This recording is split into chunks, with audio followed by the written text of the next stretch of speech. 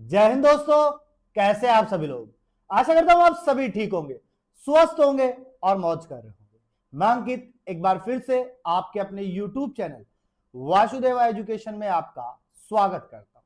और बेटा, आज मैं लेके आया हूं आपके लिए बेहद इंपॉर्टेंट वीडियो, जहां रहने वाला है बॉटनी सेकंड सेमेस्टर का मॉडल पेपर, या मैं कहूं कि एक कंप्लीट पेपर जो आपका एग्जाम में देखने को मिल सकता है। हम केवल अनुमान लगा सकते हैं कि यह पेपर आएगा और जितना है आएगा। और इस पेपर के अकॉर्डिंगली मैं आपको बता दूं कि आपका टोटल मैटर यानी कि 80 नंबर का जो मैटर है वो आपका इसी पेपर से कंप्लीट होगा। अब ये जो 80 नंबर का मैटर है उसको मैं कैसे डिवाइड किया हूं वो दिखाऊंगा। इसके अलावा आपको पता होगा कि पूरा पेपर 150 का होता है, ठीक है। वो कैसा होता है वो एंड में बात करूंगा। मैं इतना कह सकता हूं कि 80 नंबर का जो पेपर है आपका, जो क्वेश्चंस बड़े बड़े इंपोर्टेंट से क्वेश्चन है उनको मैंने यहाँ पे थोड़ा सा अपने तरीके से घुमा करके एक मॉडल पेपर बनाया है।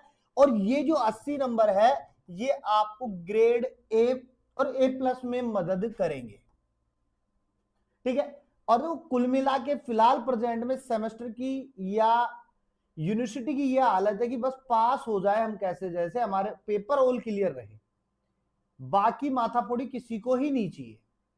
समझ रहे हो बात को। तो शुरू करते हैं एक वीडियो, और यूनिवर्सिटी स्कैम की बात करूंगा मैं अगले वीडियो के अंदर, जहां मैं आपको यूनिवर्सिटी स्कैम बताऊंगा। इसके अलावा अन्य जो यूनिवर्सिटीज है उनके स्कैम की बात करेंगे, यही वासुदेवा एजुकेशन पे मैं कल बात करूंगा इसके ऊपर। तो शुरू करता हूं आज का पहला पेपर, और जहां मैंने सेकंड सेमेस्टर बॉटनी का मॉडल पेपर तैयार किया, यूनिट वाइज दो दो क्वेश्चन की बात की है।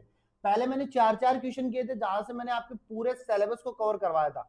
अब मैंने आपको दो दो क्वेश्चन जो बेहद इंपोर्टेंट है, जो मुझे लगते हैं उनको लिया है मैंने, ठीक है ना। अब समझो, पहला क्वेश्चन है अपने पास में बेटा, पहला क्वेश्चन है जैव संश्लेषण।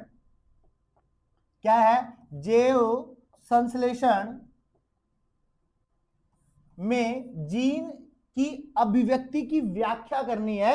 Explain gene expression in biosynthesis, यानी जैव संश्लेषण की अभिव्यक्ति या जीन की जो अभिव्यक्ति है उसको व्यक्त करना है, जीन एक्सप्रेशन को बताना है। तो यहां पे केवल आपको दो चीजें इंपॉर्टेंट सी है, वो आपके पास में बेटा एक है ट्रांसक्रिप्शन, जो मैं बार बार बता रहा हूं छोटे क्वेश्चनों में भी और बड़े क्वेश्चनों में भी, और एक आपको बेटा बताना है ट्रांसलेशन। तो मैंने आपको कल भी बताया था कि डीएनए से एमआरएनए बनाने का जो प्रोसेस है वो ट्रांसक्रिप्शन है, और एमआरएनए से प्रोटीन बनाने का जो प्रोसेस है वो क्या है? ट्रांसलेशन है। तो इसके बारे में आपको वेल डिटेल तरीके से कहां बताना है, इस क्वेश्चन में बताना है, बड़ा क्वेश्चन रहेगा।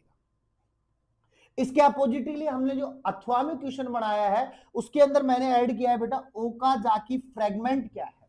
तो कल मैंने छोटे क्वेश्चनों में ओकाजाकी फ्रेगमेंट के लिए कहा था कि लैगिंग स्टैंड पर प्रेजेंट जो खंड है, जो छोटे छोटे सेगमेंट है, जो छोटे छोटे फ्रेगमेंट्स है, वही क्या है? ओकाजाकी खंड है। अब इनको वेल डिटेल तरीके से आपको एक्सप्लेन करना है क्योंकि बड़ा क्वेश्चन रहेगा। इसके अलावा लीडिंग और लैगिंग स्टैंड में आपको क्या करनी है? तुलना करनी है। तो मैंने कल एक तुलना आपको बताई थी कि लीडिंग स्टैंड जो होता है वो कंटिन्यू चलता है, सतत रूप से रहता है, जबकि लैगिंग में बीच बीच में क्या प्रेजेंट है? खंड प्रेजेंट है। तो आपको यहां पर इनकी कंपैरिजन करनी है और बतानी है। वही दूसरा क्वेश्चन जो बेटा रहेगा मेरा जेनेटिक कोड का रहेगा, आनुवांशिकी कूट का रहेगा। आनुवांशिकी कूट को आपको वेल डिटेल तरीके से बताना है। मैंने कल बताया था कि जहां जेनेटिक कोड आएगा आपके पास में, वहां आपको याद रखना है कि कुछ कोडोन है, वो कोडोन एमिनो एसिड बनाते हैं, और ये एमिनो एसिड आगे चल करके प्रोटीन बनाते हैं। जेनेटिक कोड जो होते हैं वो 64 होते हैं। 64 में से 61 सेंस कोडोन होते हैं, 3 कोडोन जो होते हैं वो स्टॉप कोडोन होते हैं। तो इनके बारे में आपको वेल डिटेल तरीके से बताना है। उसके बाद में नेक्स्ट जो रहेगा इसमें DNA replication in prokaryotic cell.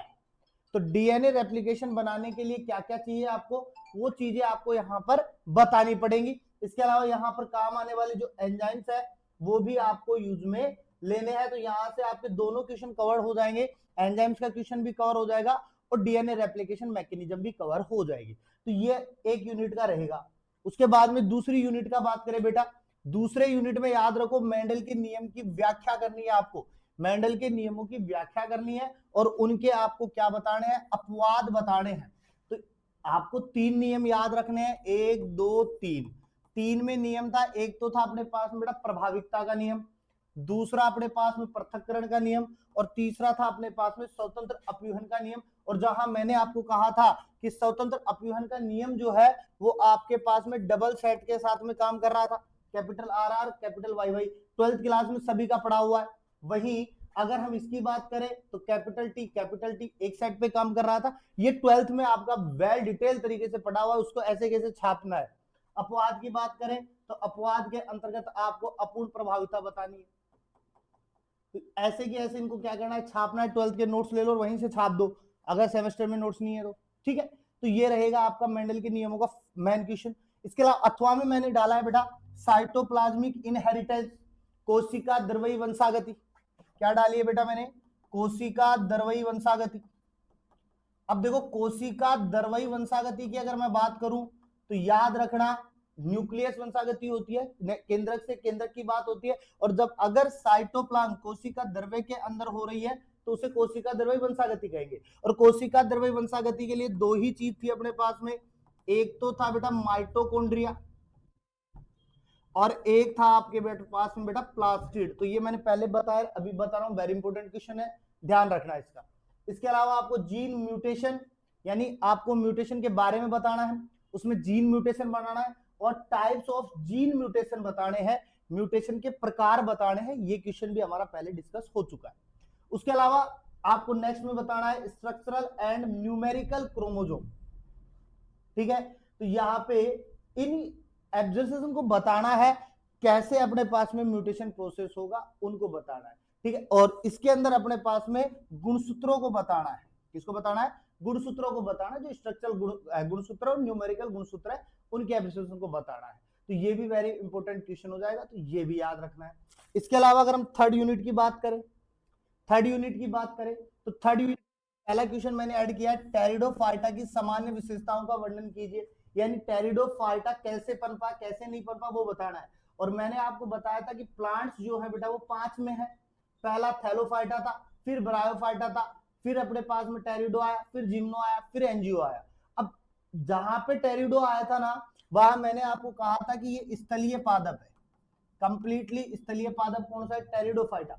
और इस टेरिडोफाइटा के बारे में आपको क्या करना है, एक्सप्लेन करना है, इसकी पूरी विशेषता बतानी है, इसके कितने भाग है वो सारे बताने हैं। और इसका जो है ब्रायोफाइटा और जिम्नोस्पर्म से सजातीयता बतानी है। ब्रायोफाइटा जो हमारे पास में जल में उगने वाला पादप था, इसमें था जल में उगने वाला, हम ये कह सकते हैं जल और स्थल दोनों की जगह कवर कर रहा था ब्रायोफाइटा, ठीक है। तो इसका जिम्नोस्पर्म के साथ में क्या करना है, हमें सजातीयता बनानी है, एफिनिटीज बतानी है। अगर एफिनिटीज ना आए तो आपके पास में संबंध लिखा हुआ मिल जाएगा कि संबंध बताइए, रिलेशन बताइए, इन दोनों के बीच में क्या है क्या नहीं है, वो चीजें आ जाएगी, ठीक है। तो ये भी आपको 11th के अंदर मिल जाएगा। इसके अलावा दूसरा क्वेश्चन बैठेगा यहाँ पे टिप्पणी के लिए और के लिए, life cycle of Equisetum and Selaginella. मैंने कहा था टेरिडोफाइटा में इक्विसिटम आता है और स्लेजिनेला आता है, इसके लाइफ साइकिल की बात करनी है। वहां मैंने केवल आपको इक्विसिटम बताया था और स्लेजिनेला बताया था, यहां से मैंने क्वेश्चन निकाला लाइफ साइकिल के लिए, ठीक है। इसके अलावा याद रखना आपको इकोनॉमिक इंपोर्टेंस ऑफ टेरिडोफाइटा, और मैंने कहा था किसी भी प्लांट्स का अगर इंपोर्टेंस पूछ रहा है तो आपको 2-3 चीजें याद रखनी है कि भाई ये लकड़ी के रूप में काम आता है, सजावट के रूप में काम आता है, आयुर्वेदिक रूप में काम आता है या अन्य किसी काम में आता है। तो ये चीजें तो आपको बेसिकली रखनी, इनमें आपको वेल डिटेल चीजें लिखनी है। इसके अलावा हम बात करें हेटेरोस्पोरी एंड सीड हैबिट के बारे में बताना है। हेटेरोस्पोरी जो है वो अपने पास में मेगास्पोर और माइक्रोस्पोर के बारे में बात आ जाएगी, सीड हैबिट जो है वो बीज के आवास के बारे में बताना है वेल डिटेल तरीके से, बड़े क्वेश्चन है, ठीक है। हमारे पास में लास्ट एंड फाइनल यूनिट का पहला क्वेश्चन आ जाएगा और पहला क्वेश्चन रहेगा बेटा जिम्नोस्पर्म की विशेषताओं और टेरिडोफाइटा, यानी जिम्नोस्पर्म की विशेषता आपको बतानी, इसके अलावा टेरिडोफाइटा का एंजियोस्पर्म से समानता बतानी।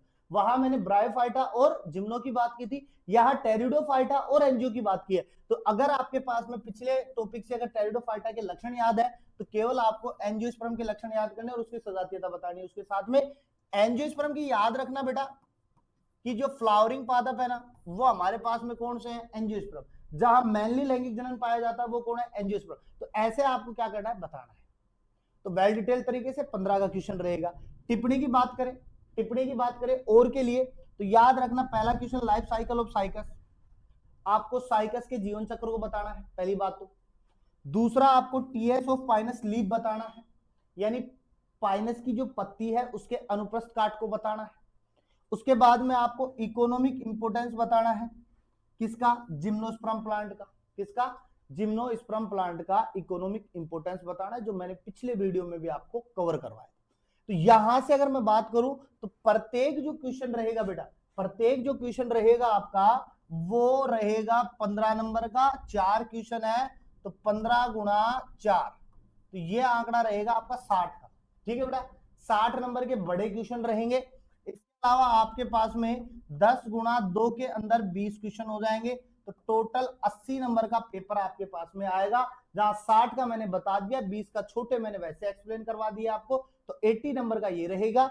20 का आपका मिड टर्म रहेगा, ठीक है। इसके अलावा 10 का आपका मिड टर्म प्रैक्टिकल रहेगा, ठीक है, ये थ्योरी रहेगी, ये प्रैक्टिकल होगा। 40 का आपका मेन प्रैक्टिकल होगा बेटा, और ऐसे करके आपका 150 का आंकड़ा एक पेपर का रहेगा। ऐसे करके आपके तीनों पेपर के मिला करके 450 यानी 450 का आंकड़ा ऐड हो जाएगा। तो इस प्रकार से आप इस पूरे मॉडल पेपर को पढ़ो, देखो, क्योंकि मैंने लास्ट में इसलिए डाला एक दिन पहले कि आप क्वेश्चन, क्योंकि पूरा सिलेबस आप कवर कर चुके हो और उस सिलेबस से आपको केवल क्वेश्चंस देखने हैं कि ये क्वेश्चन इसको ऐसे ऐसे करना है, हमें तरीका देखना है, अपन को पूरा डिपेंड नहीं रहना है, ठीक है। और पेपर मिलता है नहीं मिलता वो आप बहुत अच्छे तरीके से जानते हो, ठीक है। तो मिलता हूं मैं एक नेक्स्ट वीडियो के साथ में, तब तक बने रहिए और चैनल को सब्सक्राइब करना मत भूलना, बेल आइकन को प्रेस कर देना जिससे नोटिफिकेशन सबसे पहले आपके पास में आ जाए।